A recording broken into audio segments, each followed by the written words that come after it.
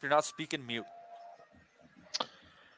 Hello, everyone. If you're listening, it's Danny Young, obviously in the hot seat tonight, winner of Season 1 Prediction League. Whoop, whoop, whoop. Anyway, I'm here. Yay! I'm here with a couple of boys. Obviously, we're gonna go balls deep on the Garcia versus Davis fight tonight. It's gonna be a cracker. I've got 6 cans of Red Stripe here in the office with me, so I will drink them, and they will go off air when they're finished. But anyway, boys, welcome to you all. Obviously, we've got Joe Kennedy, we've got Justin, North Carolina Assassin, and we've got Matty, who's thankfully jumped on for us this evening. So, gents, we'll shoot round, we'll fire some questions out, and we'll have a little bit of a chat. But firstly, I just want to ask you all. Obviously, actually, there's no point asking you all because I was hoping we'd get some of the UK boys on here, but we haven't. But I'm assuming that you're all going to be up and you haven't got any other plans other than to watch a boxing this evening. No, I don't have a life. I'm going to be sitting here watching minorities beat the shit out of each other while drinking rum punch. That is my life today. That sounds perfect. It's America. It's life in America, Danny. It's summarized so succinctly. So just off air, it's funny really because I was just having a brief chat with Justin, and Justin was saying that he's some obviously family members etc. that he knows were actually going to tune in. Justin, do you want to just delve into that and just explain a little bit, and that will kind of hopefully tell people that are not on the call how big this fight is. Yeah. My nephew, who I would say he doesn't really watch boxing. He doesn't really pay attention that much, but he's in college, and he called me while I was at work Thursday and just started asking me 100 questions because he knows, of course, that we follow it. And they're getting like 15, 20 people together that don't even watch boxing because they're just all they hear about on their social media, on all the stuff they follow all over school. It is way bigger than I thought it was.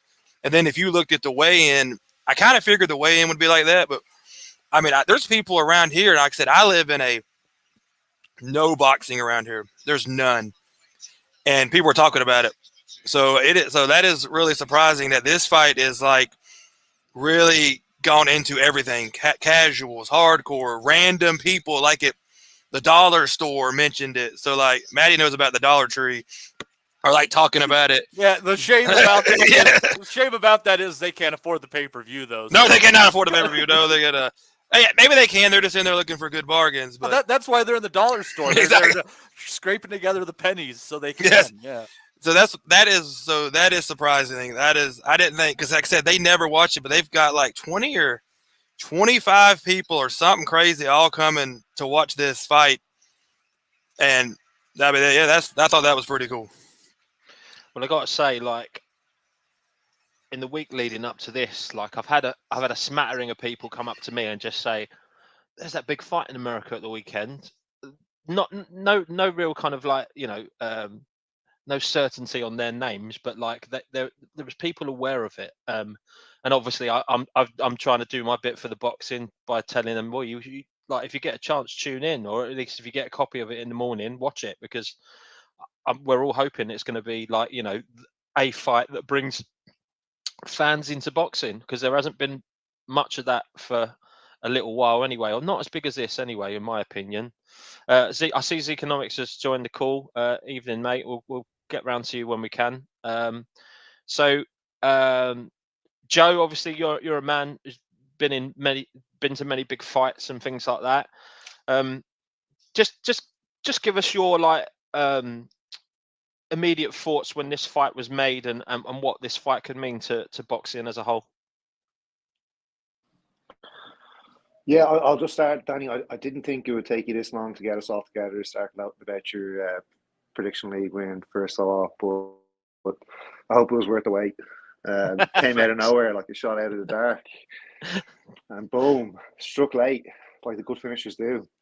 But fair play on that, mate. So I think when this fight was announced, I remember actually my trainer in the gym mentioned it, and we had a quick chat about it. And then this week, I've had a couple of people reach out and make sure I was getting the fight in tonight because they want to come over and kind of echo what Justin, the point that Justin was making. It's the same here tonight. I've got a few lads coming over to watch the fight that normally probably wouldn't come over and watch the fight. So it's definitely captured the casual interest over here, and it's definitely one of those fights that, like I mentioned in the prediction league email, like it's just good for boxing. And I've seen McRae say it today in his article, like it's just one of those fights that's really good for boxing. And fair play to both fighters for putting it all on the line. Hopefully the fight will actually live up to it. I think obviously you do have trepidations that it might just be a bit of a dud, but I just think the way these two guys have gone at it all week, it just doesn't seem like that is possible, that they're just going to go straight at each other from the bell with bad intentions. I think Tang shown in the weigh-in yesterday, he's not a guy to be trifled with. They're, touched lightly. I think he's obviously a prickly guy, and I wouldn't want to be going into the ring against him tomorrow. Like I was saying to you guys beforehand, I was kind of swinging back and forth all week, but I kind of landed last night on Tank, and I woke up this morning kind of thinking again that Tank's probably just the wrong guy for Ryan in this kind of fight. That maybe it'll be the meanness that'll be the difference. Like that maybe it'll be the intangibles rather than the attributes which kind of lie in Garcia's favor. But yeah, great fight for boxing. Hopefully it'll be one of those that won't hinder either guy should they lose. They'll both come out of the fight better for it, hopefully, and it'll be an impetus for other fighters around the weight class, young fighters, to start making important fights and not to just be waiting on the shelf for an opportunity at guys. But yeah, can't wait for it, man. Good stuff, Joe. Matty, when this was announced, I had a moment to myself, was thinking, why really would each of these fighters take this fight? What other options would they have potentially, or what other routes would they have gone down for their next step? And I mean, my ultimate opinion right now is that Tank has definitely got the better resume in terms of who's fought up to this point. And Absolutely. I know he's had more fights, but does that mean that Garcia taking this is gutsy? Is he stupid? Should he have gone somewhere else first? Because there's no real standout names on his resume right now compared to Tank's, where he's got a smattering of a few people that have obviously been fairly decent in their time. What's your thoughts on that? Yeah, you'd have to lean towards Davis having the better resume, obviously. And I think there were some other directions Ryan could go, but you have to remember, Danny, that this fight has been brewing for about 2 years. As we were reminded on the All Access episodes on Showtime. This was Twitter back and forth back in the day, wasn't it? A bit of that, or we were reminded on the All Access episode that Ryan Garcia was on an episode of Mike Tyson's podcast, and Mike called Gervonta Davis, and they basically agreed to fight then 2 years ago on the podcast on a video chat with Garcia in studio with Mike Tyson. So it's been brewing for a long time, and honestly. Could he have gone a different direction? Maybe, but he's been kind of going a different direction for 2 years. It's a fight Garcia's won for 2 years. When they had initially announced it, I just felt like Tank was going to be too much for him. But I've kind of started leaning the other way and thinking that, we've seen some things that Tank fighters do that is giving Tank troubles. Barrios, with the jab, being the bigger fighter for the first 6 rounds, definitely gave him some fits. Then you have Isaac Cruz on the other end of the height spectrum, gave him a really hard time as well. So, it's not like Tank is invincible. It took him 12 rounds to get a gimpy Yuriorkis Gamboa out of there. So there's some great things about it, but you can also, a lot of the wins kind of put a few questions behind him too. I was watching Garcia versus Campbell again today, and an exceptional ending with that body shot. But, Garcia got caught against the ropes and got dropped in the second round. And on top of that, there was this shot that Campbell kept landing that I think Tank could have a lot of success with. And I'm curious how it might play throughout the fight. And I don't know if you remember this, Danny. It was kind of a weird punch that Campbell was landing on the body of Garcia. He was kind of throwing this a straight left hand to the breadbasket, but it was like a palm up. So it was like maybe the position your hand would be if you're throwing an uppercut, but he was like just throwing it, straight as a die. Yeah, I recall that. Yeah, it was kind of like trying to. Yeah, I know what you mean. It was a strange punch. It wasn't it wasn't a like your typical kind of. It wasn't a jab, it wasn't a hook, it wasn't anything really. It was just I know what you're getting at there. It's hard to describe it though. Yeah, and I think obviously that's something that Tank can replicate, and even with more power and force. So it'll just be curious. I think I have this weird hunch on this one, and I went this way in the prediction league, and obviously I'm the last person you want to follow predictions on. You've done draw. But I haven't done draw. I see the incentive on that, so I don't think it's out of there. But Draw's I want short people, though, wasn't it? Odds for a draw is really short, apparently. I think plus 12, which is pretty slim for a draw. I think. I don't know what that means in 12-1. 12-1. Yeah. Okay. Right. Yeah, like the closest I've really seen for a draw, I think Paul and Tommy Fury might have gotten down to like 8-1 or it was 10-1. Yeah. It was weird. Some women's fights end up 10-1, 10-2s. It happens. So anything inside of 15-1 is a lean on a close fight with the books. But I just get this weird feeling that Garcia is going to win by decision, and it's going to be one of those nights where maybe everybody's tuning into boxing, and that might not be the best thing. I could see Garcia not necessarily stinking out the joint, but just using his height and reach effectively. And I think that, Tank's been doing a lot of back foot stuff lately, but I think he's going to be having to come forward if he's going to get the opportunities at Garcia that he wants. And it'll be curious. And if either one of them can avoid a huge punch from the other guy over 12 rounds is definitely a curiosity. I mean, very few people are thinking this goes the distance. Over under on it's 7.5 rounds, but I just got this hunch on that Garcia is gonna win a decision. I don't know, and I'm probably gonna have egg on my face, but I will say that the way that I kind of shoot the moon on these things sometimes, and Mr. Kennedy and his Jalil Zhang bet will appreciate this, is sometimes in the when we were doing the prediction league on the podcast, I was the only guy on some things, and I hit as many perfect weeks as the rest as Oz or Rob, but I had 0-point weeks too.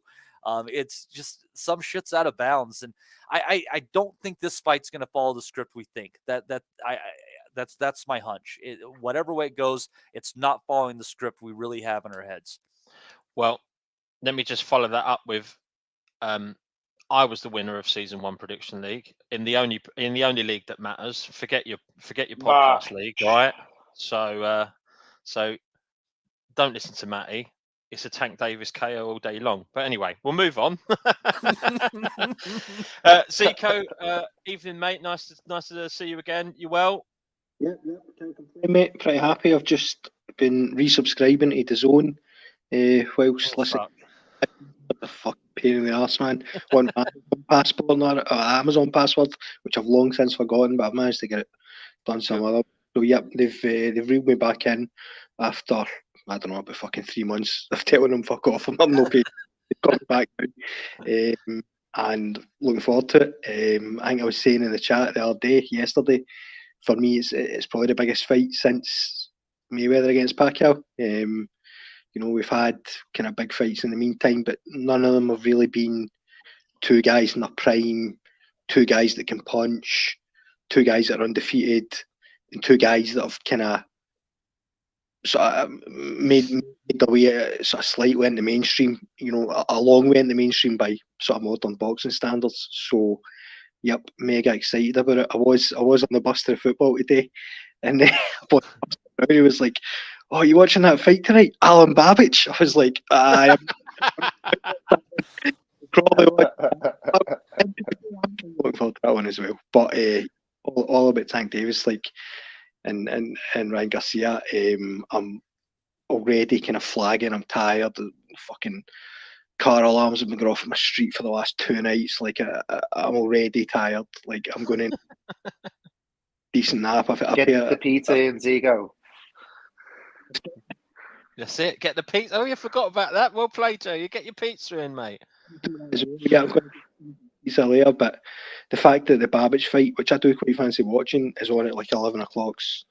That's not good for me, man. I was hoping to be asleep by then, but I'm going to fucking watch it. So, looking forward to it. think that Garcia, I've always fancied Garcia. I've always fancied Davis for a fight. I just think he's too cute, too clever, too patient. I fancy him by knockout, maybe about the 5th round. One thing it does give me a wee bit of doubts is when you look back to the Rolly Rwando performance, he did seem a wee bit to me to be maybe slightly uncomfortable with the kind of size and physicality that Rolly was presenting, but maybe that was just he was waiting for his moment and he knew that he had it in his pocket ready to whip out when he needed. I personally think he was comfortable in that fight, mate. I don't read what other people were trying to tell me, if that makes sense. There was a lot of people, there was even, on the actual broadcast itself, people going, oh, Rolly's this, that, and the other. And I was just like, is he? It really? Like, Davis didn't look uncomfortable to me. I mean, I think he was being measured. He was biding his time and was just waiting for the moment. And obviously the moment was emphatic. So. Well, as I was watching it, I was kind of thinking, he doesn't look 100% comfortable here. But after the fight, when he absolutely wiped out with that shot, it all kind of added up a wee bit more to the idea that he was just waiting on him. But yeah, it's a brilliant fight. I stayed up for the weigh-in last night, even though I was fucking shattered. That was kind of good by the standards of weigh-ins, which isn't great, really, I suppose. But all the kind of bullshit around the fight, I'm not a big fan of. They're not, they don't go on with each other, or there's a lot of big grudge match. I don't really care about that sort of stuff. And I've seen a lot worse than what it's been. It's been pretty kind of mild, probably by that kind of standard.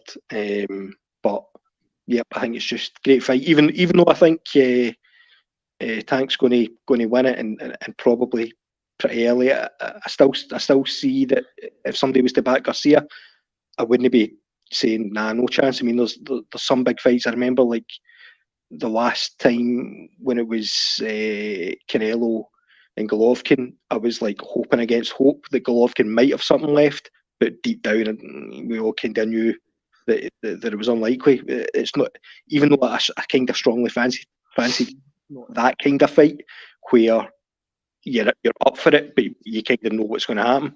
It's funny that, because to a lot of people, this fight might seem like a 50-50, but I see this fight more as a 70-30 in Davis's favour. I think so as well, but the fact that Garcia's got a bit of a size advantage, the fact that he can really punch, the fact that he's quite quick, maybe even a wee bit quicker than Davis, these are all things in his favour that make it interesting enough. Even if I do kind of think probably 70-30 is about right, but we don't know. That's the thing. Deep down, we kind of knew we Canelo and Golovkin for the third fight, but with this one, even though it's a 70-30, it feels like it's 70-30 plus. Just something other wee thing about maybe that maybe Garcia's going to, Matty was talking about a 12-round decision. I cannot see that. I mean, if that comes up, then he's pulled the rabbit out of the hat there. But I think for me, it'll be 5 or 6 rounds. Like I just can't see Garcia. He is fast and he's got a bit of power and he's always got the job done so far. But I just can't see him not making a mistake that gets jumped on. That's how I see it. But hey ho. Nice one, mate. Thanks for that. So it's interesting. One thing if I could just add on to Zico saying there, like, just one thing I'd worry about with Garcia, like I was looking at him earlier on today. I actually saw Garcia on the Canelo Rocky Fielding undercard, and I noticed today that his base, like the stance of his feet, is very wide and very kind of upright, and he still fights a bit like that. I think he's maybe loosened up a little bit, but the way Tank closes the distance, he's explosive with it, and you'd wonder, like, just in the second half of the fight when Garcia's hand speed maybe slows down, when he stops being so diligent with his hands defensively. I'd fancy Tank to be able to close the distance and let off some pretty vicious shots, and we know Garcia kind of leaves his chin in the air as well. So I think those were the kind of things that were crystallising my decision on landing on Tank KO, those specific worries. Yeah, the kind of moves a bit more in straight lines. Like Tank is quite comfortable sitting on the ropes. He's not a good mover. Yeah, you know, and he can kind of come in. He can catch somebody out as they come in. Whereas I think Garcia, he is a bit more one-dimensional. Like things he's good at, he is very good at, but there's things that he maybe lacks a wee bit. But he could surprise us all. We could all be sitting here going, never saw that coming. And that would be my reaction. Even though I'm giving him a decent chance, I would be surprised to see him take that chance. But that's kind of what makes that good. Do you guys think that that Garcia would have has a better chance with Goosen in his corner, or if he would have had a better chance with Reynoso in his corner? It's a good question, that Matty. Goosen, I think. It's the denim, isn't it? It's the denim. I don't know about that. Denim, yeah, absolutely. I don't know if it. I think he's got better corner instructions, and he's probably more defensively minded than Reynoso, I think. He doesn't speak Spanish, so even that side of things, it's probably going to be better communication. Yeah. Well, did he have Goosen for the Campbell fight? No. No, that was Reynoso in his corner for that one. In that case, then I'll go with Goosen then. I think, obviously English is definitely a better language, but I think you have to consider, and he's had some limited fighters that he's got to some pretty decent levels, but I go back to what Goosen was able to pull out of John Molina, an incredibly limited fighter, who got a few decent wins under his belt under Goosen. Very similar build to Garcia, around those same weight classes. I think if everything that Goosen was saying wouldn't necessarily translate. John wasn't, a boxing brain or anything like that. But if Garcia is the talent, different size head though. Goosen, yeah. But if Garcia is the talent that Goosen believes he is, and he can take those instructions in better, and he can institute them in the ring better, it'll be interesting. But because Goosen has definitely had some Garcia-esque fighters in his past. Yeah, and I think, Reynoso, outside the relationship with Canelo, I've been a little bit unimpressed with some of his corner work. Maybe he just didn't have the same connection with Ray Martinez, and he does seem like a pretty prickly character to try and coach anyway. But he kind of just lets a lot of fighters come and go, and that's not a great sign of a great coach for me. But obviously he's done amazing things with Canelo, but I think aside from that, maybe a couple of good wins with Oscar Valdez. I don't know. Everyone else revolves around the Canelo orbit. If Eddie Reynoso's your trainer, so maybe it is better for him that he's got somebody where he's going to be the number one guy. He's a big star in his own right. I dare say there's good money on the table for being his trainer, which I think might have more to do with the attraction to him than the boxing ability. But it could be interesting. I mean, I think it would be more entertaining than it was probably kind of in between rounds. If it's getting a bit hairy or he needs a bit of a G-up, we'll definitely get probably a bit of entertainment value this way. So, yeah, I'm all for it.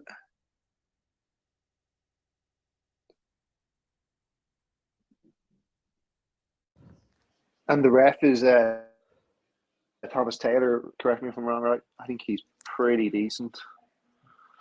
Yeah, from California, which makes me think that Garcia's team probably turned down Bayless.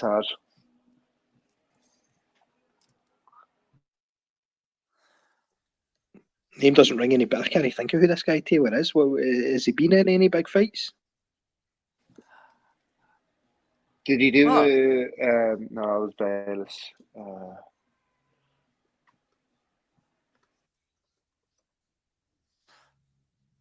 see here. Oh, this is great radio here. Who did we lose? I think it must be. Who we lost? It must be Justin. No, is it Justin? North Carolina assassin. No, I'm still here. He's been assassinated. I think I'm still here. Yeah, I'm still here. I think he's gone. The lunatics are taking over the asylum. Literally. Is there any? I think So, Thomas Taylor may have done a Fury. Not sorry, Well, Fury. A Jake here Paul we card. go, I'm my pretty sure friends. that's what I remember him from. Let's go through these, and there are many. I'll just throw out some that stand out. Recently, he was with that Ernesto Mercado demolition of Hank Lundy. Turvel Pulev's recent win over Joel Shogren. Let's keep going down. He was Areola over McKinney recently. So he's staying really, really busy here. Figueroa Magsayo, he was the referee for that one. Let's see here. Magsayo got those point deductions in that one. That was a little bit funky, maybe, in that one. Sorry about that, gents. Let's see here. He was the referee for Jojo So he's more of a Diaz. Showtime referee then, by the sounds of it. California referee. He does a lot at the StubHub Center or whatever it is now. Jojo Diaz, William Zepeda. He was the referee for that one. So yeah, I mean, I had the issues, I guess, with the point deductions, maybe in the Magsayo Figueroa fight, if I recall. Not a massive fight on that list, really. I know the big fights tend to go to Vegas. If he's California, then maybe there's no as many going for him. But it does seem a bit strange that they would bring in a guy, especially because Garcia's for California, isn't he? Well, I think, if you look at a lot of those Nevada referees, correct me if I'm wrong, most of them are getting up there in age. Because, I mean, Kenny Bayless, I mean, they say black doesn't crack, but that motherfucker's cracking. I think Vic Draculich, he's got to be in his 60s at this point in time. God, I know I'm missing some, but yeah, I think they just need some new blood. You're not seeing a lot of new names popping up and things like that. And kind of, it's a conversation for another day, but you just wonder if there's very few people that are interested in judging and officiating fight sports at this point in time. Matty, sorry, before I got kicked off from my internet then, I wanted to ask a question of you about Goosen. Do we not think, obviously you were saying about Molina and that, but do you think Goosen's a bit of a celebrity trainer these days? A little bit like, oh my God. Freddie Roach, yeah. That's what I was going to ask, because it's coming towards the end, right? So I think Goosen might have because he used to always wear like Hawaiian shirts and shit like that in the corner, if you recall. I don't know what the denim turn is. He must have taken a trip to Canada and just like fully embraced the culture. Like when people go to Japan and all they do is like wear kimonos for the rest of their life. I think, that he was in the corner, obviously in the Diego Corrales Jose Luis Castillo fight. And stuff like that, I think it kind of hangs in the imagination, right? I was doing a search the other day on the winningest coaches or boxing trainers in all time, and it's Eddie Futch, would be one of them, and it's there's so many guys that have a couple fighters these days, and maybe you're right about Goosen being more of a celebrity trainer, but I will say that he's a very good trainer regardless of that status, and I think Garcia could be the kind of fighter that he's able to pull the most out of. I really think it could be a good pairing, and we're going to find out. I mean, this is, if Ryan Garcia pulls out this victory, man, this is going to catapult him into superstardom, and just a consideration. I mean, there's a bunch of stipulations in all this, the 136-pound catch weight, et cetera, which allows you both to keep their titles. But I think Tank's more interested in that. I think Garcia's future is definitely 140. I think there's hesitation with Tank. I just don't think he's fully confident in this fight. And that's very strange for him because he is as cocky as they come. It's funny you say that, right? Because obviously Zico made an interesting comment earlier, and I was going to ask Justin about this because Zico mentioned a couple of times that that both fighters have got power, and he alluded to Garcia having power. But Justin, I'm not convinced Garcia is as powerful as we make him out. What What do you think, mate? I'm not convinced. I don't think he is either. I think he has power, but I think his speed is what I guess it's not the best way to put it, but his speed helps his power because, like, he'll catch you with that shot you're just not seeing because it's so quick. More than the fact that it's just like unstoppable power, it's just the speed of his shots. I think makes it look like he's got more than he does. That's my opinion. I would say as well. Don't you think? I don't think that Garcia's fought anyone that really and truthfully can take a shot. No, he hasn't. Which makes me think his power is almost a little bit of a myth. But again, if he comes out of this fight, going the 12 rounds and he can keep. See, that's it. I just don't see. I can't see him keeping Tank off of him.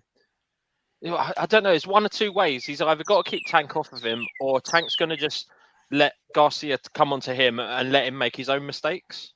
You're right. There's no way they're going to go 12 rounds and he's not going to take 3 or 4 hellacious shots. Because I don't care how good you are, Davis is good enough. He's going to land at least 3 or 4 bombs. It's going to happen. If he doesn't land it, it's going to be a boring ass fight because that means Garcia is going to be flat out doing the Rigondeaux a few fights ago where he's just going to be running. Because there's no way that he's going to go a whole fight and not take some shots right in the face. And that's when I don't think he's going to be able to handle it. I don't think he's going to be able to take them. There's everybody that thinks Garcia has a shot. You've got to realize he can't go 12 rounds without taking a bunch of shots. There's just no way. And Davis can hit with either hand. Every time he lands, it's going to be powerful. I just don't see how he's going to go 12 rounds and stand up to the shots the whole fight. I just don't think he can. Right. Seeing the subject of the power, right, with Garcia, right, this is going to sound a bit silly, but I understand for confidence. I would compare him to Deontay Wilder, not in the sense that he's going to knock every single person he lands on out cold, but in the sense that he has got one monster shot. That left hook of his, I think, is where the power is. In the same way that Deontay Wilder is all about the right hand. Deontay Wilder's got this reputation as an insane puncher, but it's all off that big right hand. And it's the same, I think, with Garcia. Everything's off that left hook for the knockouts. And if he can land it, then whoever's in the receiving end's in trouble. But I think Tank's chin has been tested already to this point. Santa Cruz definitely caught him a good few times. But he's 3 divisions smaller than Garcia. I know, but still, they were big shots, though. They were big shots. He has been in with a higher standard of opponent. And if you were wanting to question chins, you probably have more questions about Garcia.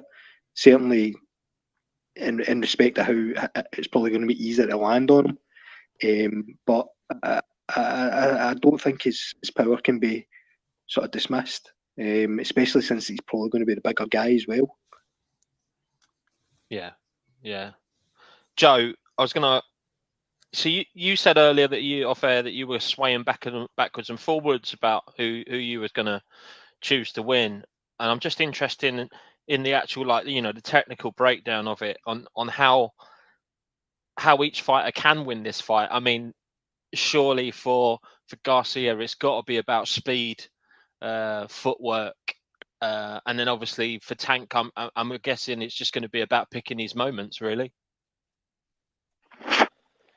Yeah, for Garcia, I think it's probably the jab and the left hook. That's his keys. Like I mentioned, I don't think his footwork's actually very good. Like, he's got a very wide base. It doesn't let him really move in and out of range too well. But he's got really light and fast hands, and yeah, I could see him. Like, his way to victory, I think, is kind of to dominate the fight early, hurt Tank, make Tank hesitant, and either get a knockout or kind of pile up the points with the jab and left hook and bring the backhand into it as well. He can definitely do it. He's got the attributes to do it. He's a sensational fighter himself. I saw him live. I was massively impressed. He's just light and fast and super slick. I think he in any other fight I'd be kind of backing Garcia, but I think Tank is just elite. I'm not sure that Garcia is elite. Yeah, I think that the fast hands and the improvements in the defense that Joe Gooson's definitely done will start to fade in the second half of the fight, and I think that Tank will probably just be waiting for those moments again. And yeah, I can just see him just exploding on the chin.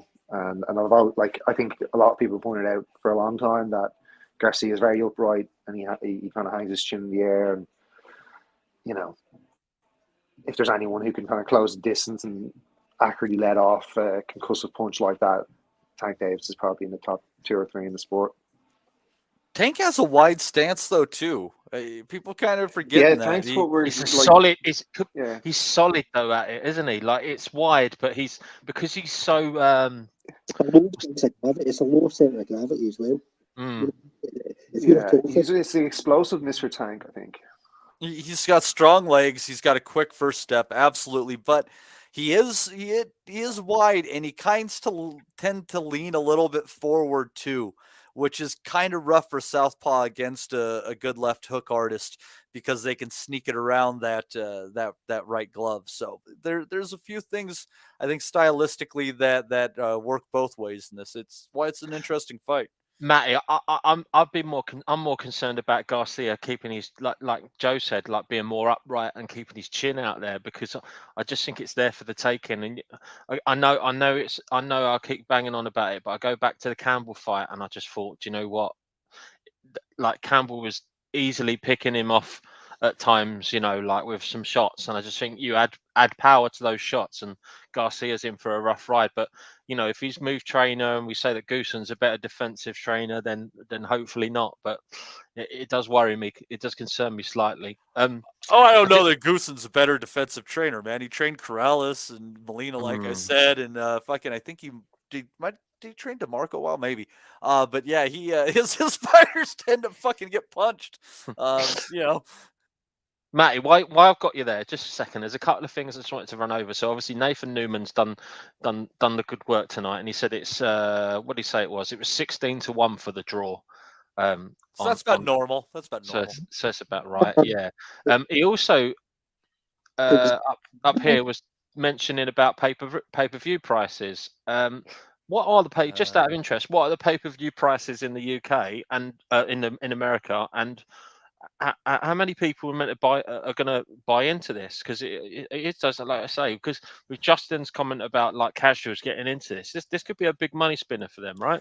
Well, yeah, and let me get a kind of take a sidestep here real quick. And it was interesting because this week we had a discussion about the just how huge the sales in the UK for pay-per-views were for Hatton against Mayweather and the math behind that. Literally, it came down to about 1 in 51 people, not households, 1 in 51 people in the United Kingdom bought Hatton versus Mayweather. And I was one of them. Yeah. And that's an incredible feat. Mayweather versus Pacquiao did north of 4 million, which basically comes into about one in about every 90-ish, 85-ish Americans buying it, somewhere in there. I think this one is going to do somewhere around the million sales mark, probably just a little bit north of that, with the price tag, I believe, of $80. Mayweather Pacquiao was $100. Wow. To be fair, who was it earlier said that they thought this was the biggest event since Mayweather versus Pacquiao? Was that Ziconomics? Zico, yeah. I mean, to be fair, it's with inflation $20 less than that was. If you truly believe that, so it's a bargain, then, right? It's a bargain, Danny. I would be stupid not to. Are you paying for it tonight, Matty? Should I ask? Why do you ask? Why do you fucking ask these questions? You are, aren't you? You know the answer for. No, you're not. No, your wife isn't going to put out tonight. Yes, I'm buying the pay-per-view. We know the answer to all of these things. That's a lot. That's it makes me crazy, the amount of money the pay-per-views cost. Now, you were talking about Hatton. See this Hatton and Mayweather. See this 1 in 51 thing. I don't buy that. I'm not at 4 in the morning. 1.4 million buys, and the population at the time was, I think, 63 million. But I'm not buying that number.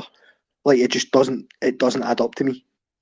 Like, because I bought it myself. I was a boxer. He says, I don't know. It was 4 o'clock in the morning, and I bought it, but I just don't see it. No, I like see if it was fought at like 10 o'clock in the evening UK time. Yeah, you'd have got that. I don't buy those numbers. And I do. I hate to sidetrack it so much because I mean, you know me, I could talk about Hatton and Hatton Mayweather for fucking days. The fact that more Brits came out to Vegas for the fight than there were tickets to the MGM tells me that anything you rationally can think about that fight and the numbers, that's not the case. That was such a big event for you guys, and it was it's hard to put into words. I mean, you really have to look at the numbers to understand how big that was for you. I mean, not like World Cup level, but about as goddamn close as any sporting cup is going to get for you guys outside of that, The Hatton travelling fans phenomenon was its own distinct thing. That was guys from probably northwest England, his kind of neck of the woods, going. They weren't just going for Ricky Hatton; they were going to Vegas to go to Vegas. Do you know what I mean? A once in a lifetime type trip. It was an amazing thing that he was able to conjure up, and we'll probably never see it again. But just this thing of like 1 in 50 people in the UK buying that pay per view. I mean, I think that fight started till like 6 in the morning. Maybe it was I think it's the latest I've ever stayed up for boxing. I got a funny story about that fight and kind of staying up, but I'm gonna have to save that one for the Nutters Night Out in Nottingham, I think, because I don't want to say it on here. It's a bit raunchy, but anyway. Yeah, don't need any proof, do we? No. Do you know what? Right, before we bounce around. Was he gentle, Danny? Very, very, mate. Kiss me once. Anyway. Before we bounce around, like asking our predictions and talking about whether proposed winner might go from there. Obviously, Captain Casual's just popped up. Anything back out the main event on the undercard, and I did want to have a little chat about this because I feel like this fight's kind of gone under the radar. But it's Beck the Bully versus Gabe Rosado 2 tonight, isn't it? That's right. Yep. What are we saying for that? If we have a quick go, well, if we start with Joe, we'll start with you, and then we'll go around to Justin and so on and so forth. What do you reckon, Joe, on that one? I mean, because obviously it was a surprise outcome the first time round, and it was one hell of a knockout, if I remember rightly. So, yeah, can Gabe repeat that, or do you think that this will be revenge? I think it'll probably be revenge, but maybe not in like the sweetest fashion that Beck the Bully would probably like. I was surprised to see the over-under at 4.5 on this because I think that Beck will probably be a little bit more cautious than he was last time and not just walk into a big right hand. I can see this going points myself. Fight was just sensational. Yeah, same. That's the way I think it'll be. I had a little bit on Beck on points, which is good odds, and then I went and hit the over as well because I think he has to be a little bit more cautious, and I can see. Like Gabe's a tough bastard as well, like really, really tough guy. He's a tough man to get out there. I think if he does get him out there, it'll be a body shot, which Beck is pretty good at getting in via the left hook. He just kind of gets people on the ropes and kind of waylays on their ribs. So I can see maybe that being his method to a knockout. But I wouldn't be surprised if he kind of just boxed and maybe broke him down and just didn't get the knockout and went to points. But I think it'll be revenge in that sense and maybe not like a spectacular knockout that Gabe had in the first fight, which was it kind of revived his career a little bit. Yeah, it did. Justin, do you recall the first fight? And if so, do you see any chance of Beck turning it round, or do you think Rosado might get one more glorious KO to his list? I think exactly what Joe said. I think if he does stop him, it'll be like really late, but I think he'll just do what he has to do just to make sure he don't get knocked out again. Because I mean, I never believe in the shot from the gods or whatever they call it, but that really was just out of nowhere. And so I think he will be cautious and he'll just box his way. He will. I mean, unless it's late, it'll just be late. He'll just take his time, and I don't think he'll really go for it. And like Joe said, Rosado's just tough, and he'll hang in there and do just enough, and it'll probably just be a really long, boring fight. That's exactly what I expect to happen. Oh dear. Well, yeah, I just kind of see, like I always find and kind of Joe alluded to it there. Like you get when a fighter loses a fight and they have the revenge matchup. They always go in a bit cautious, and if they can box their way to a 12 round decision, that's going to be the way they do it. You know, you look at Anthony Joshua against Ruiz, probably a bad example, but I'm using that one because obviously he knew that if he boxed his way through that, he was going to get the decision anyway. So he just stayed out of range all night, and I just have a feeling that Beck might do that this time. But yeah, we'll see. Matty, I just want to see. Obviously, you'll probably know more of the undercard than I will. Certainly, I mean, yes, obviously, a touch on Beck the Bully versus Gabe, but obviously you got David Morrell fighting as well. What you got a title there? WBA World Super Middle there. Yeah, they Just did talk a about late anything you change of fancy, opponent. mate. They did a Oh, late change really? of Have they opponent on changed that. it?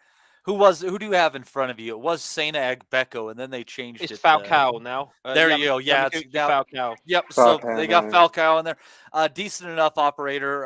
If he can take him out early, it's going to be a pretty fair statement on his part. I think the over/under is 5.5 rounds. Morrell, I still don't think he has 10 professional fights under his belt.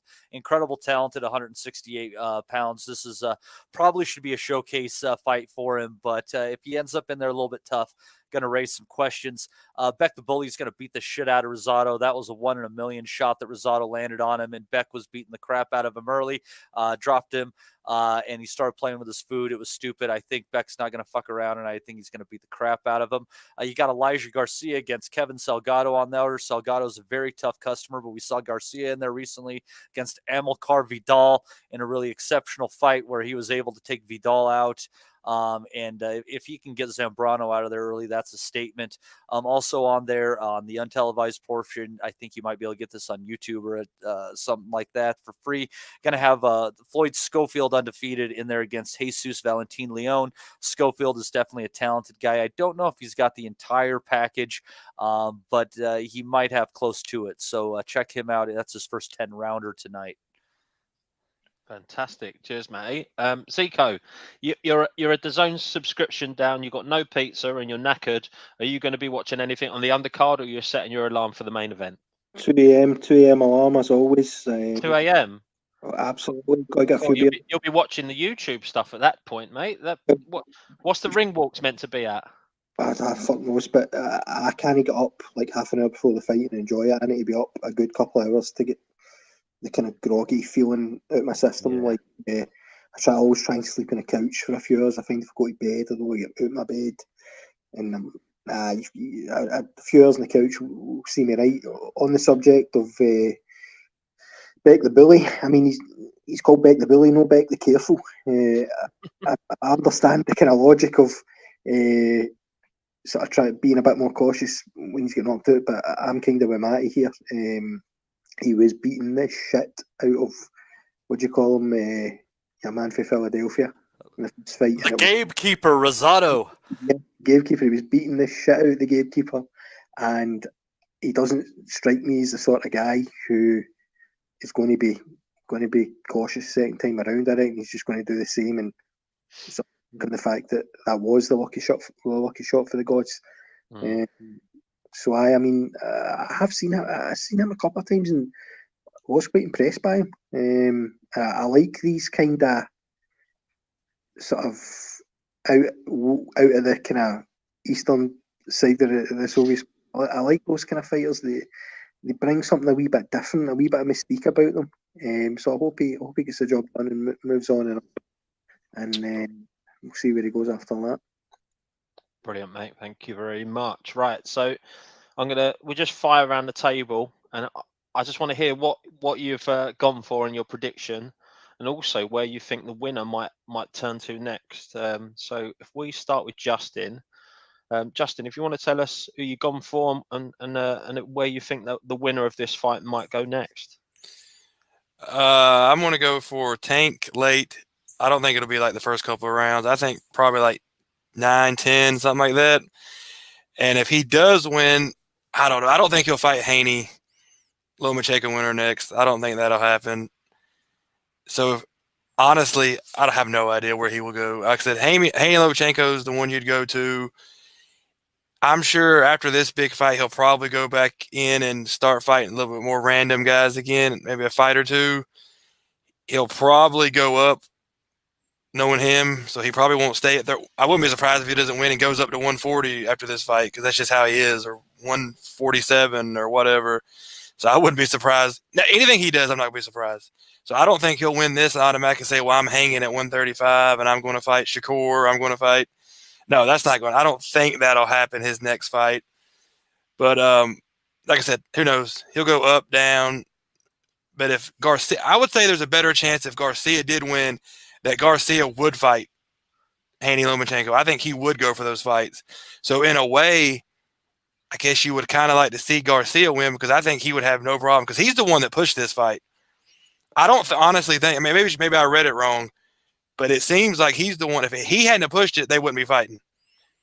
He's the one that, I think he's the one that truly wanted this fight. So it's like, I think if he wins, he'll go get those other big fights. I'm not sure if Tank will or not. It's interesting that. Mr. Kennedy, head of the prediction league. I mean, I've gone for a Tank KO, and I'm thinking about around 6-7. Yeah, I can't see Garcia putting up with the power of the shots, and there's bound to be a couple landed before we get to round 6. So, what are you going for, mate? And where do you see him next? Yeah, I see Tank KO in the second half of the fight as well. I think the first half of the fight might well be, we'll see Ryan Garcia up and having success and letting off shots with his quick hands. And I think, I'd like to think that we'll see Davis tested and see what he's got, that Garcia is going to really bring it out of him, bring the dog out of him that we all know was there as well. So hopefully that's the way it plays out. We don't get a sting fest. In terms of where the winner goes next or the loser goes next, I think Justin's probably right that Garcia is the one who's looked for this fight, and I'll be confident that should today go well and he gets paid, that hopefully he'll still want to make good fights in the future. I think Gervonta, a lot of it will depend on maybe where things shake out in terms of who's promoting him now. Is he done with TMT? Is Ellerby his manager now? It just seems a little bit convoluted at the moment. I think Ellerby's just a safe bet, isn't he, Joe? Ellerby's just a safe bet. I think Ellerby's just the front man for Heyman though as well. So is he still a PBC fighter? And if he is, then I'd be worried a little bit, because the PBC fighters are not getting out. And at the same time, though, this seems to be him just striking out on his own against PBC's wishes. So, hopefully the two lads deserve a lot of credit to get the fight made.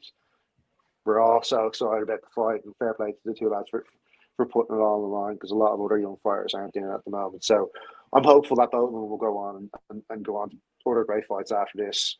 And like I said, I hope both of their reputations are enhanced by the fight. Win or lose, we just get a great fight, and both of them will come out better of it for it.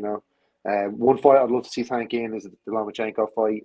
Probably tough to call at the moment, or tough to see it at the moment with Lomachenko and top ranked fighter. But I just think that style would be brilliant. I think he'd have a real kind of chess match, but also Lomachenko's footwork coming in at angles and causing Tank some real problems as well. I could see that being a fantastic fight. So that's one I'd love to see.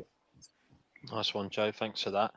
Before we come to Zico and Matty, Dominic's joined the call. Evening, Dominic. I hope you're well. Evening, Daniel. Well, don't call me Daniel, mate. That's I only get called that by my parents. You got to be careful with that, mate. I'm mortal sin there. Dominic, mate. I know you've joined a little bit into the chat, but obviously have your little moment in the sun. Give us a rundown of your thoughts, feelings, what you expect to see, some of the technical aspects, and what you think the outcome might be. Yeah, just a few general things. I was just thinking about it there when you started the call, and I was listening to it about 45 minutes ago, and I don't want to sound a downer, but although I'm looking forward to the fight, I'm not completely psyched up for it like the way I would have been, say, for the Canelo Golovkin fights, or especially the first two fights. And I think it's more because, while I think Tank has a body of work behind him, I'm still not convinced that Garcia has a body of work behind him that suggests definitively that he can really give Tank the sort of problems that we're hoping he can give him. Like Luke Campbell, there's a win against Luke Campbell, but I don't really know if he has. Obviously, we're going to find out, but I'm just not as excited as I think I would like to be.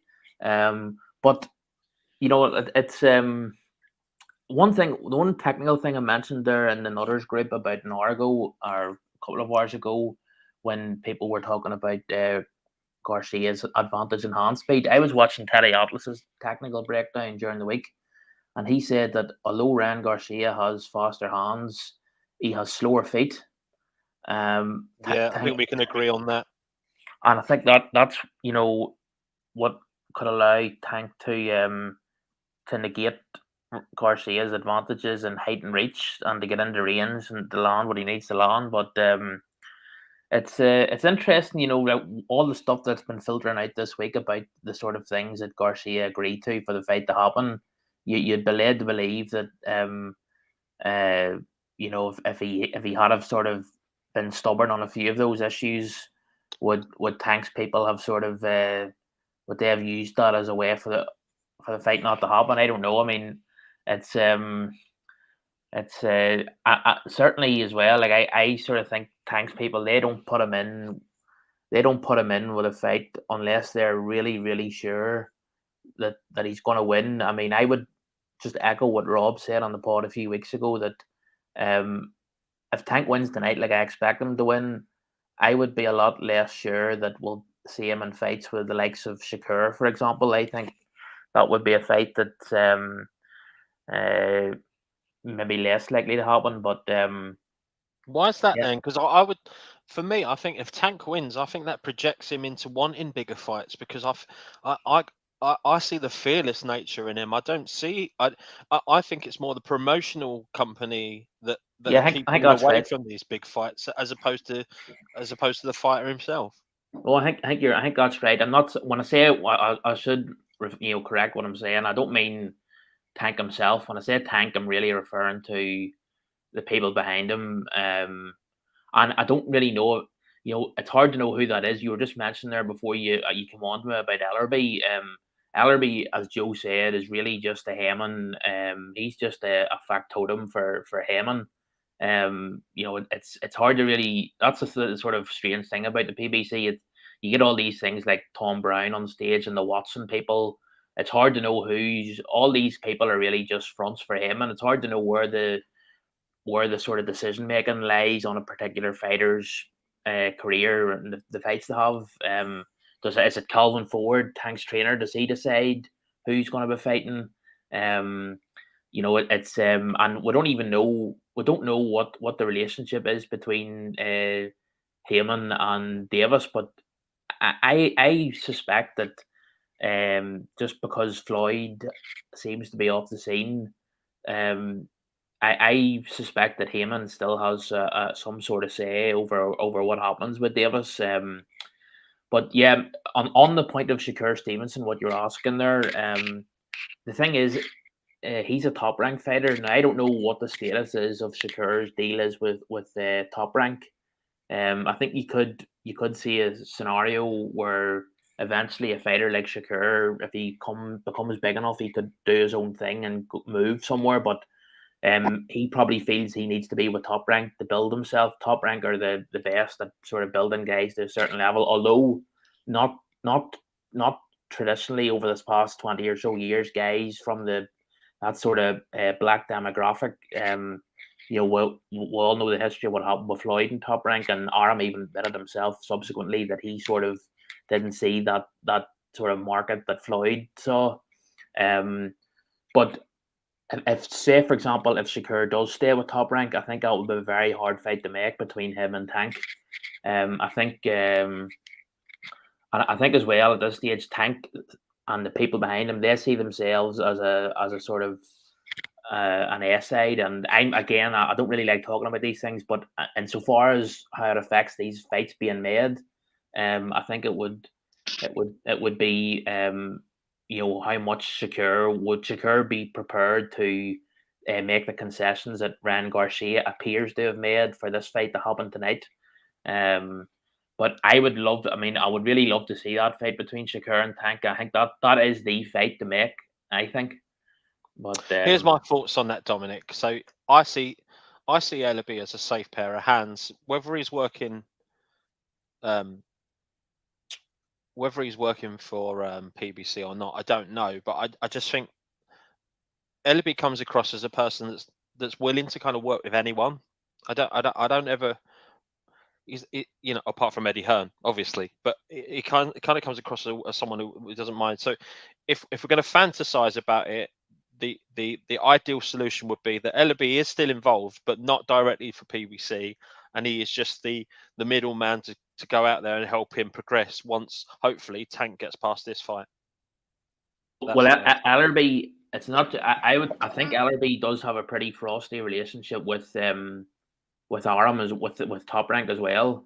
It's interesting. I was actually just saying to Steve there during the week that Ellerby was on the scene with Floyd long before Heyman came on board. I think if you watch those early fights with Floyd back in the early noughties and even the late 90s, Ellerby's there as Floyd's loyal lieutenant. But Heyman, I think, only came on the scene with Floyd when Floyd bought out his Top Rank contract. When Floyd paid off Top Rank to release him from his contract in the mid, it was around the time when Floyd was maybe after Floyd fought Carlos Baldomir in November 2006. I think that might have been his first fight. I think that the Baldomir fight would have been his first fight on his own. I think the previous fight against Zob Judah in April 06 would have been his last fight with Top Rank.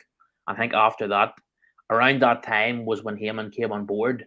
But so Ellerby, I was just saying to Steve, I would love to know how Ellerby, what his background is, how he came to be involved with Floyd, for example. I think that would be very interesting to find out, what his background is. But I think at the minute, Joe's right. I think Heyman and Ellerby is just being used by Heyman to retain some sort of control over Gervonta. So it's interesting, but it'll be interesting. It's very hard. PBC they don't give out much. You don't really hear anything concrete come out about these sort of things. You sort of have to try and piece it together from whatever shards of information, circumstantial stuff come out. But it would be very interesting if Garcia does win tonight. It would be interesting to see. Apparently there's only a one-way rematch clause where there's only a rematch if Ryan Garcia wins. If Tank wins, there's no rematch clause. So it's see on the subject of that, right? Even though there's no rematch clause, I'm kind of of opinion that it's going to be a Don King special. We can dance again, baby. Yeah. Because so much money on the table tonight. I think it's going to be a good fight. I think it's going to be a competitive fight, and I think Tank Davis is going to knock him out. And if that comes to pass, why wouldn't you fancy another big payday against the guy he's already beat? And why wouldn't Garcia want another bite of the cherry? I'm kind of looking now. You've mentioned that Dominic. You've mentioned that Garcia's given up a lot. He's kind of the B-side almost, and what is it's still a massive fight. And I think you're right. I mean, I was kind of looking up an article I remember seeing on ESPN where they basically clarified that the rematch, like you say, is a kind of one-way thing. Only Tank's got the clause, but you've got to bear in mind as well, Garcia having come over from Showtime to Zone, he is probably owed, even if it's some sort of unspoken agreement, he's probably owed the favour being returned if there is a rematch. And that way, everybody involved, the two fighters, the two promoters, the two TV networks, they all get a big fucking payday. And I kind of think that's the direction it's going to travel in. Especially if if Tank wins tonight, as you think and as I think, spectacularly, I think they would prefer another going into a Ryan Garcia fight again with even more confidence and assurance, as opposed to fighting, for example, a Haney or a Shakur. I think that. But one thing I would say is, and I was very interested to hear Matty when I was listening to Matty earlier, and it sort of sent me off thinking in a sort of conspiratorial vein, because I thought, and just bear with me, this might be completely nuts, but you know how there's always a big Vegas fighter? It was Floyd, then it's Canelo, and there's always a big sort of Vegas sort of market. You know, it's someone who's always the sort of who the Vegas economy is built around. It was Oscar, it was Floyd, then it was Canelo. You know, for those big Mexican, the Cinco de Mayo and the Mexican independence. And I was thinking, you know, Ryan Garcia in many respects is absolutely tailor-made to sort of inherit that mantle. And Sure. there's if you're thinking sort of if this fight, if he can avoid Tank's big, if he can get this fight into the second half of the fight and make and win rounds. Tank is a fighter. I was saying to Steve, Tank is a fighter who can be losing rounds but still winning the fight. But if this is a fight where Ryan Garcia somehow gets to the end and can hear out the full 12 rounds, you know, Vegas will want. I think they will want a someone to hang the Vegas economy around for the next. He could be Ryan Garcia is what 23. He could be for the next decade. He could be, and look at Gervonta Davis. The problems he has outside the ring. You know, we don't know is he going to be incarcerated? You know, even if he's not incarcerated, can he keep himself on the straight and narrow? There's all this stuff going on. So Ryan Garcia could be a lot safer bet. That's one thing. When Matty said that, I thought, hang on, Dominic, you've just completely dismissed the 2 years of supposed mental health issues that Ryan Garcia's had as well. You can't just. I've definitely just. Well, you see, you hear the stuff as well, Donnie, that this mental health stuff, it may have been a convenient sort of smokescreen for being on some cycles for some sort of. I'm on mental health is like I have roid rage.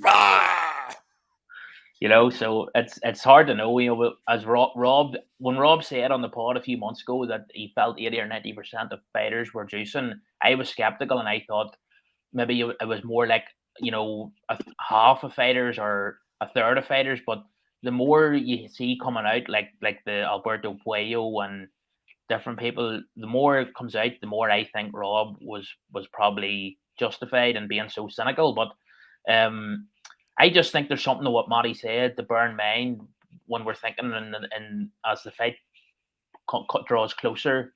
You know, he could be.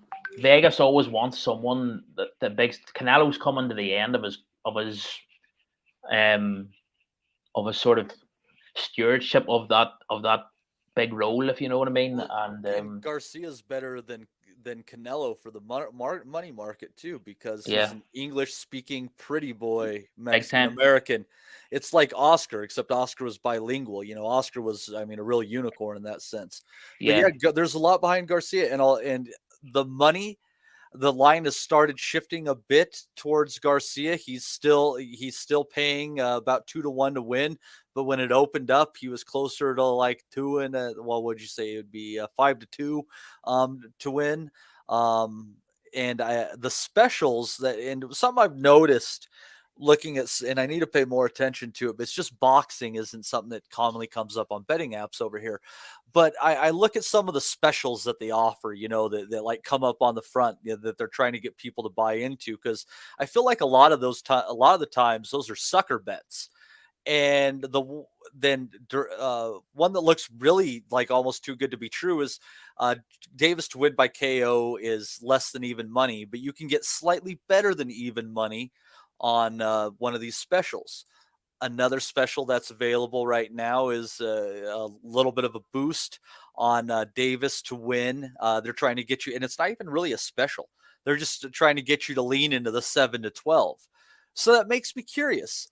Something else I saw, though, was Ryan Garcia by decision at 5-1 that they're trying to advertise out there. So there's a sucker bet within that, and I wonder what the bookmakers are thinking. And now I'm second guessing myself after listening to you guys and thinking maybe the smart money bet could be Davis in the first half of the fight. If he is that much better than Ryan Garcia, there's that much animosity to him, that chin is that hung out to dry, he should light him up with a fucking left hand for a few rounds. No problem. I don't disagree with that, Matty, to be honest with you. But what's the sucker bet? Davis to win entirely or Davis to win the second half? Well, look, when you're betting, you've always got to go with the odds as opposed to what you actually think, right? Yeah. Because if you just bet on every time you think, you'd never win any money, right? So that's why I don't win any money. I'm always thinking. There you go. Don't think. Just think with your dick. That helps. I just need someone to like hit me upside the head with a blunt object and slow me down a little bit or something. I guess. I don't know. So look, let's go. So Dominic, right? He doesn't fancy this fight. You know, he's bored of it. He doesn't rate this fight at all. But surely he's going to give us the outcome. So come on, Dominic, give us what your proposed outcome is going to be for this one. Well, because I'm not in the prediction league, I put into the Nutters chat during the week that I felt I should put my head on. Yeah, gonna left me, but I said I predicted Tank by knockout in the 5th round. I'm sticking with that. If it's a fighter that I'm really invested in one way or the other, sometimes I'll get edgier towards the fight, but I'll change my mind. But I don't really care either way who wins. But I've gone for Tank by stoppage in the 5th round, and I think I actually think it'll. If you look at a lot of Tank's fights, they tend to be quite cagey until he lands what he needs to land. And he has this way of slowing the pace right down where opponents. That's what I'll be most interested in. How does Ryan Garcia? Opponents Tank is able to get them right down to the pace that he wants them at, because they're so wary of being countered by what he has that they're reluctant to throw, and that's how he gets the pace right down. And that's what I'm really looking forward to, how Ryan Garcia, how he approaches that. But I've gone for Tank by 5th round stoppage. Good man. Well, look, we'll have to change tact in a minute because I'm 4 beers deep. I've only got two left, and we're running out of time. So, just Matty, before we go to you and your final prediction, because it sounds like you might have changed about several times during this brief podcast. I'm going to just stick my neck on the line here. When Davis came over to the UK and fought Liam Walsh, obviously I'd seen a few of his fights up to that because there was the hype, with the whole kind of Mayweather backing. There was all the hype, and I was all on board, and I was watching him, young kid, and I was thinking, he's really doing his business. And then he came over, and Liam Walsh was no mug domestically, and I don't think, I think Liam Walsh was kind of set up for that in a way. And then just what Davis did to him that night, I was just like, I was all on board the train, pretty much like probably Mr. Wellings was at the time, like just seeing that raw destruction power and all the rest of it. And then we get to this fight, and I'm just thinking to myself, with his short, stocky stature and his, like you said, his wide stance, Ryan Garcia's either going to need metal in his rib cage, because I can see some shots of the body causing him problems before he goes up top, or either Ryan Garcia's makeup cushions some of the blows. I don't know, but give us what your outcome's going to be, and then we'll move on to Cordina. I still think I'm going with Garcia by decision. And I go that way, having initially thought Tank when they first announced this. But it's all these little things that make me feel like Davis doubts himself that make me doubt Davis. That's what I'm leaning on. So you're going for a draw now? No, I'm not going. No. Yeah, we're going King Rye by decision, surprising a lot of people. I mean, if it comes off, mate, fair play to you. And if you've got money on it again, and it comes off, fair play to you, mate. that's definitely sticking your neck out on the line. I am going to be. I got a little bit of a fucking round robin going. I will be hedging it with Davis by KO in some fashion. Whether I narrow it down or not, this is a hedge situation for sure. Okay. Good man. Right. I want to move on. We don't have to spend a massive amount of time on this, but Rakhimov versus Cordina obviously on a little bit later on. I don't know where we are on the undercard at the minute, but we're certainly getting close to it.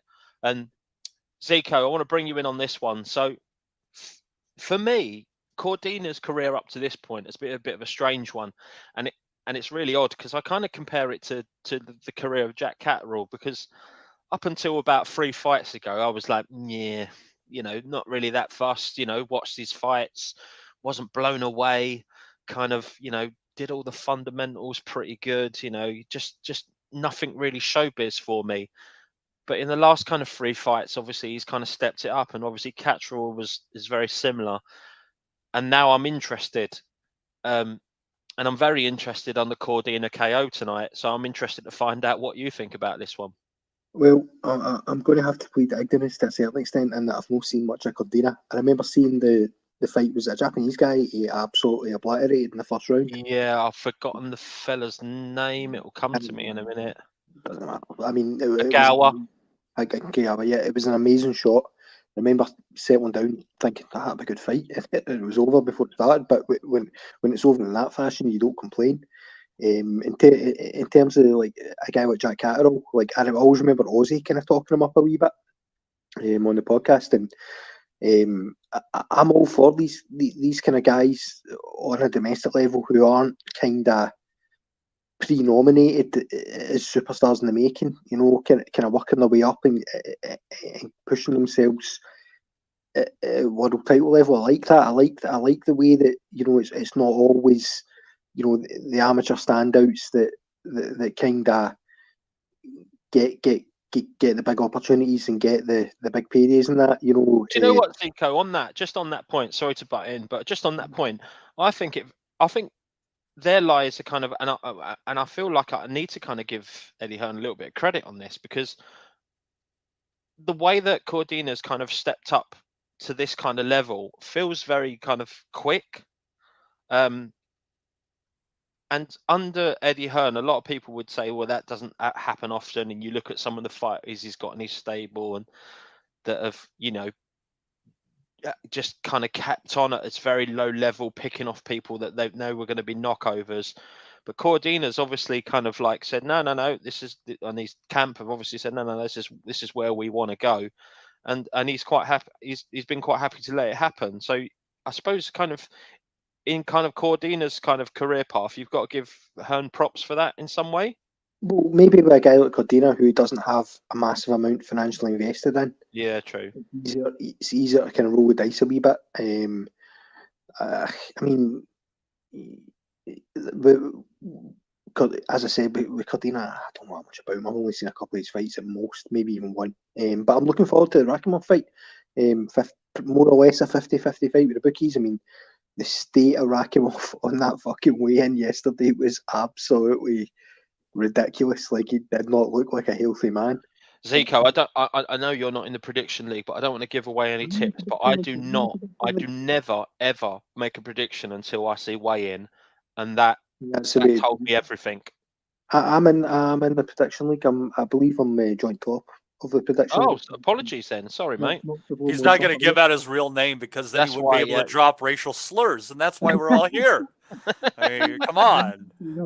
But it shouldn't be hard to figure it. But no, I wasn't in the last prediction league. I think I forgot to sign up, or I missed the first email or something. Yeah, just didn't want to pay me out, did you? Well, no, I wasn't giving predictions. I was not giving predictions, so I'm under no obligation to pay you out, mate. But next time I'll pay you out if you win. But no, like the Rakhimov fight, I think will be good as long as he's kind of got the soul back into his body. It's something to look forward to. The undercard here, Martin Piccoli, and the Polish card is just first round's just finished, so I'm kind of watching that in the background. But yep, Rakhimov and Cordina, looking forward to that. I mean, you kind of compared them to what's his name? The boy that got robbed. Jack Catterall. Yeah, Jack Catterall. I mean, like I say, guys like that are kind of scratching against the odds a wee bit. Ricky Burns was that sort of guy as well, I suppose, who I was a big fan of, being from around these parts. But yeah, I'm all for it. Like you're not always going to have like $1 million superstars. You know, there's always got to be room for guys that have to kind of fight and bite and kick and scratch their way at the top, and you know they kind of bring their own thing to the sport, and I'm all for it. You know, even if it's not guys that I know a great deal about, once they kind of get to the verge of it, I'll start paying attention, I suppose. You know, jump on that bandwagon if it's there. No problem. Mr. Kennedy, obviously you're... Sorry, mate, go on. Oh, because just not this guy senseless. I'm getting fucking caned for the pizza thing, right? Joe Kennedy was having a wee jab at me at the start. Somebody else in the comments mentioned the pizza. I was listening to a bunches for the past on the way home from work, and Rob also had to fucking interrupt it to go and get his pizza. And that wasn't a fucking live show or nothing. I had no control over when the live show was. I had to just get my dinner. Like Rob's ordered that pizza on a pre-record, so I just usually Steve edits those out. Unbelievable. Zico, don't worry about it, mate. Look, we all like pizza. There's nothing to be. We're all friends here. We're all pizza friends here. There's nothing to be afraid of. You know what I mean? Let them have their pizza. We'll stand by you. It's ironic because see on the pizza night, I think I was a bit pissed, and I was like, "Oh, this pizza shop's going to shut down. It's the best pizza shop ever. This is one of the last ones I'm ever going to get." And now somebody else has opened up, and it's in the same place, and it's also quite good pizza. I'm going to get another one tonight. So Result. There we go. So I do you know what? Fuck the boxing. I'm happy that Zico is getting a pizza tonight. That's all that matters to me. So, Mr. Kennedy, knowing that I'm happy because Zico's getting a pizza, and he's also happy that he's getting a pizza, what are you happy about? Rakhimov? Or are you happy about Cordina? Who are you going for? And if you guys aren't watching this Gwyn versus Lundra fight, you're missing out. That's what you should be happy about. Fuck I've got it on Matty. It is a tear up. I've got to say, it is a tear up. I'm watching Martin Bacoli up against. Thank you. I'm guessing he's Ukrainian. Going by his trunk. Answer the question, Joe Kennedy, and then turn on the fight. Come on. Yeah, come on. Yeah, I've got Cordina points in the league, but I'm not massively into this fight. I think, like I said, it was a juicy fight. You know, wink, wink, because I think there's big question marks around Cordina. I think there's question marks around anyone from that Tony Sims gym. You look at Felix Cash with them. Just like knockout power and muscles bulging out of nowhere, and I think Cordina's knockout power just kind of came out of nowhere as well.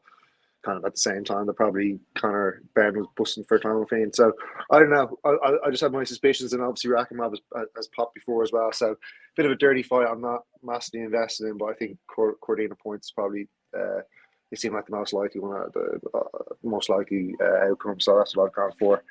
I think in the undercard, I'm kind of looking forward to the Babic fight. That's the one I want to watch. It looks like he's in a step up. That's in Poland. The guy is beaten. He just Polaxed Spilka, right? Oh, that's in Poland, is it really? Totally different. That's on the Poland card, yeah. That's what I'm looking forward to. He's brutalising some poor guy. Looking good. So, Bacoli's just absolutely blitzed someone, has he? Well, he's beating the shit out of him. He knocked him down. He walloped him about the ring for the rest of the round. I don't think there's much left in him, but I think Alan Babic will not be long for his fight here. He'll be out pretty quick, I think.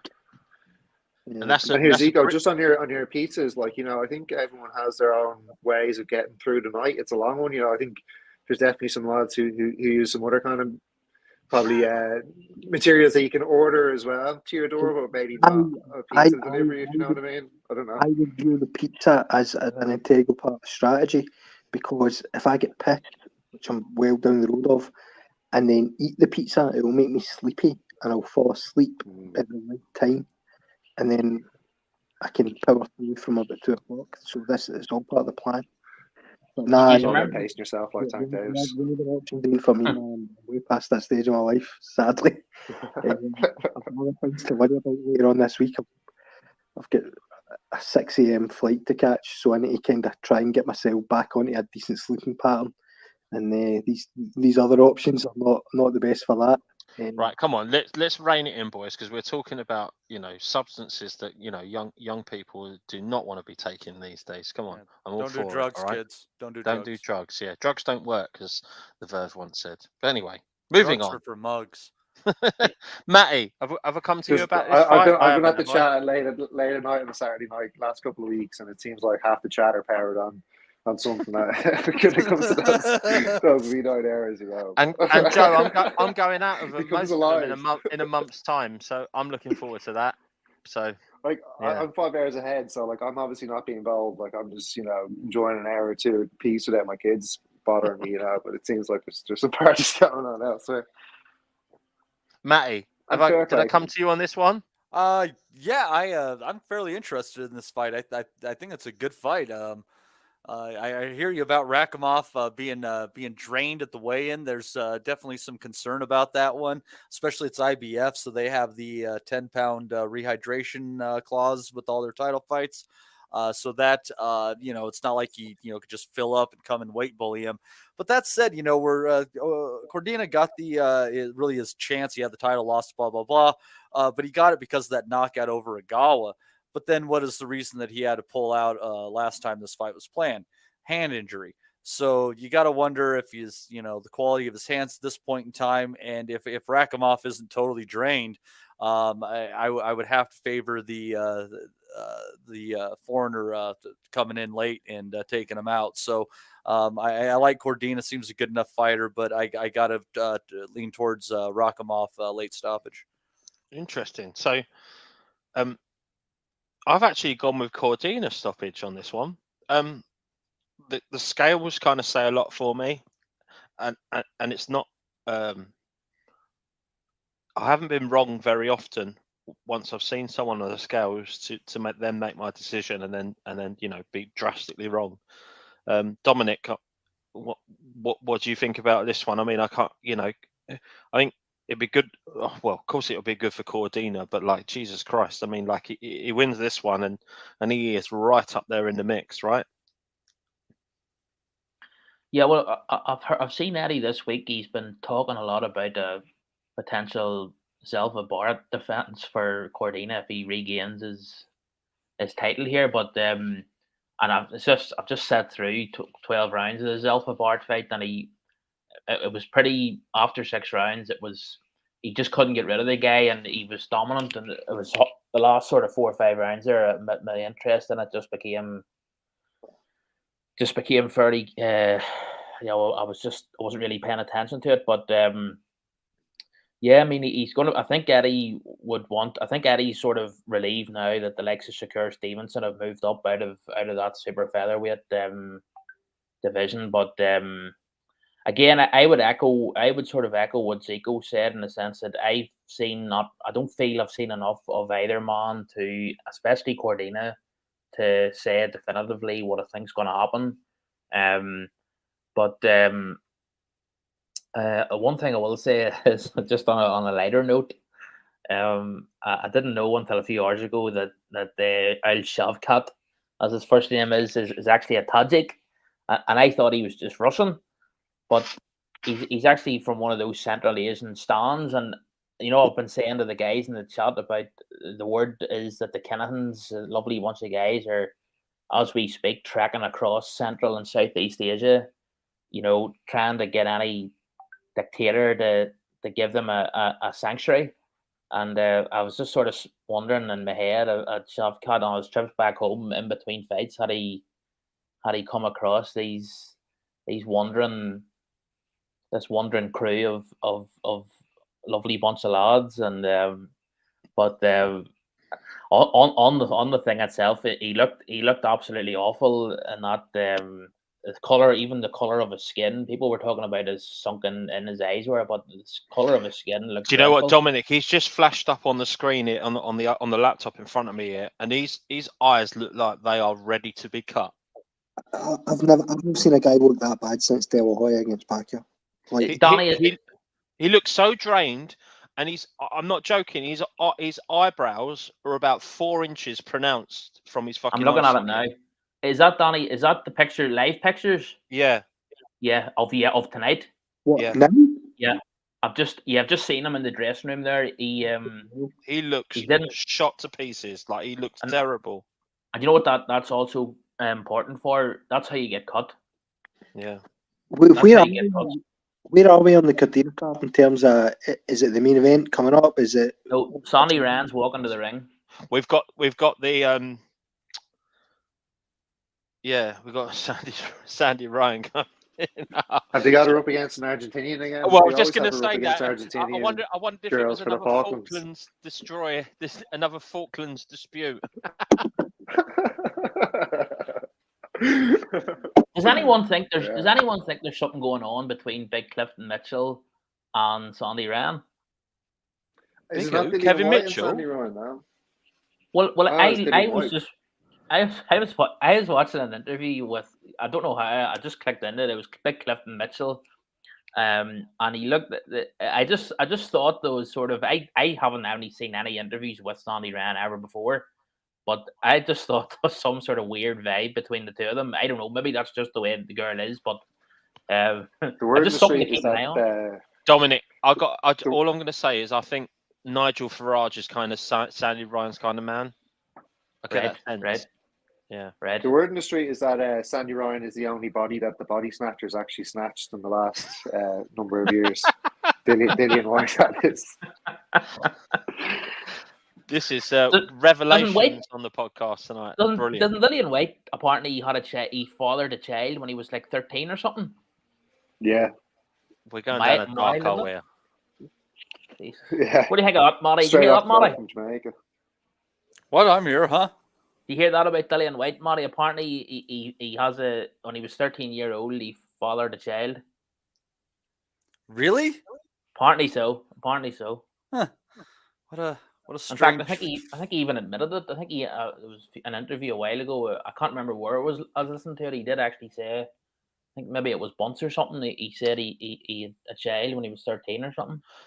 Dominic, Matty does not sound surprised, and that's because most children in America have got a child by about 14 anyway. So No, that's pretty fucked up. It's not the worst I've ever heard. The youngest grandmother in any recent history was a Romanian woman who was a grandmother at either late 22 or early 23 years of age.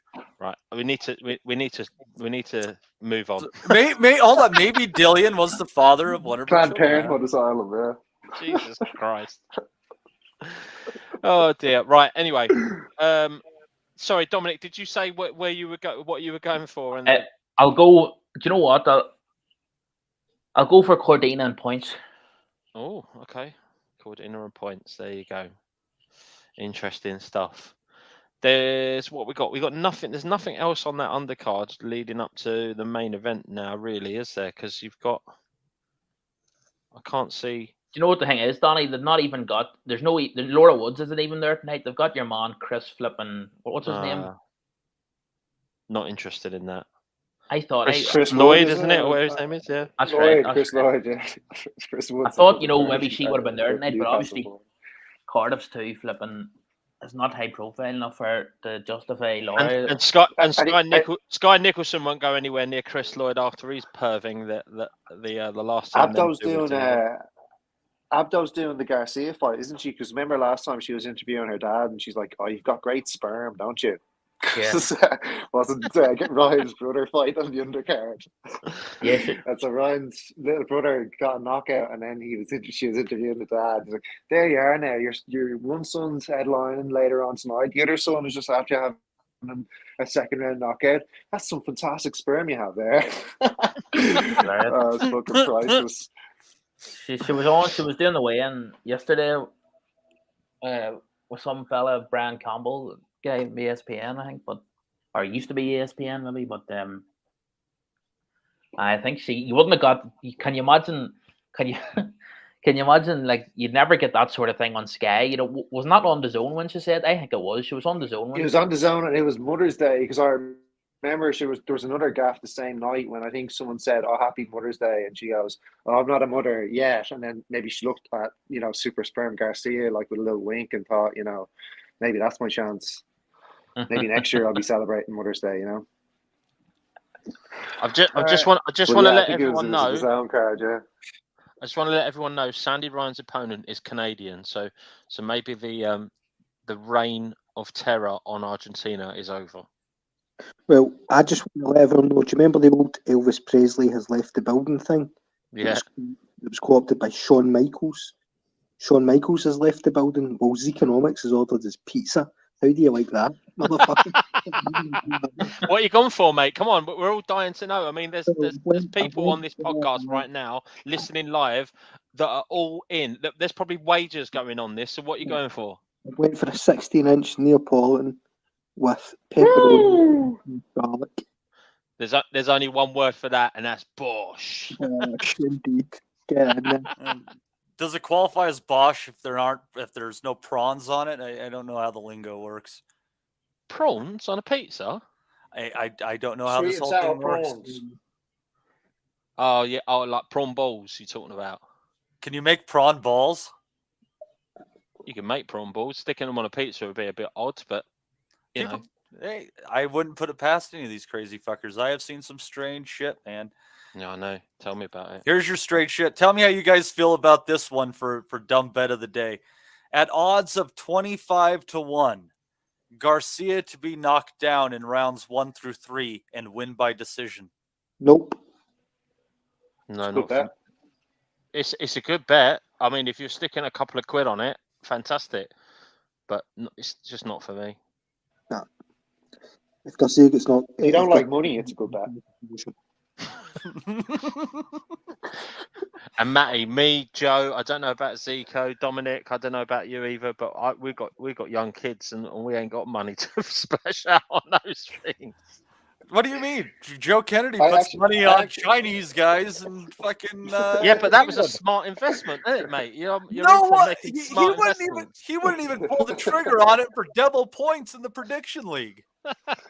Yeah, but that's all right. You know what I mean? He's cashed in for the family. He doesn't worry about the prediction league because he's the winner at the end of the day anyway. He's the prediction league head of the prediction league. 25-1 number is very appealing, And I know that from experience, having landed a 25-1 last week, but it's a pearly gate, It's a tough one. I can actually see. I actually put a bet on Tank Davis to get knocked down and win the fight. I can't remember what the odds were at the top of my head, but that for me seemed like more likely that it'll be Tank would be the one with the kind of chin to be able to get up, and that's funny saying that because Garcia's the one who's actually been down and gotten up, but. I did see Garcia have a lot of success early, but knocking him down and then getting knocked out later in the fight. Sorry, Dom. Tank, he's never been down, has he? No, he hasn't. No. He hasn't been really that hurt, has he? Really either? I think Gamboa maybe gave him most. Do you know what it is about his? I don't want to go back up. We've already talked about it. I know this, but. I was just thinking about it earlier. What it is about his power. I know for example, the Leo Santa Cruz knockout, he knocked him out clean and he was out as soon as the punch landed. But if you look at his last fight against that Hector Garcia, his power, it's not always. It's a very distinctive type of power. It's like it's almost like it turned that guy the last time out. It turned him to stone. It's like it's just whatever effect it has when it lands. It doesn't always just like take a guy out, like say. Wilder's power, it seems to be like it's whatever effect it has. It alters the mindset of opponents. It's something to see. It sort of turns guys. It sort of just it stills them. But I discount the LSC. I discount the Santa Cruz knockout a little bit just because of the size difference in that fight. Yeah, definitely. But it's also very. I don't think Hector Luis Garcia is going to be knocked out by many guys in his career either. I think that win is going to age pretty well for Tank. I think he's definitely probably got another run at a world title in him, and I don't see him getting. He looks like a tough, durable guy, Yeah, Joe. And Tank just broken down. Joe, you go back to that Santa Cruz knockout. yes, I dismissed the weight, but the setup, the nature of the KO is what I'm all about. You know what I mean? But here, Donnie, set him up. Oh, sensational, yeah. But here, if you look, that's what I just wanted to say before you spoke there. That's exactly what I was thinking, because in this, and I think it was one of the preview programs for one of the All Access for this fight, Tank was talking about that knockout, and he said, if you remember what happened before Tank threw the uppercut, Leo Santa Cruz, he threw the exact same shot 3 times in a row, the right hand, 3 times, one after another, and Tank was just talking about it, and he was laughing. He was saying, who throws the same shot? Who throws the carbon copy, like the exact same shot 3 times? And Tank was like, okay, if you're going to do it a third time, I'm going to counter it. If you're going to do it the third time, then I'm going to throw an uppercut.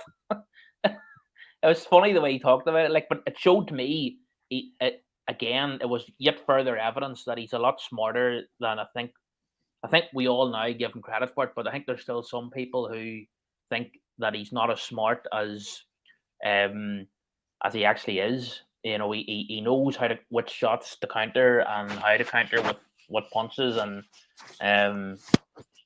so, and the other thing, last thing we'll say on it, the thought that I've had, again, having never boxed in my life, I don't really want people to put too much store in this, but you know, Teddy Atlas was talking about during the week how Ryan throws this lovely counter left hook when he's on a step back.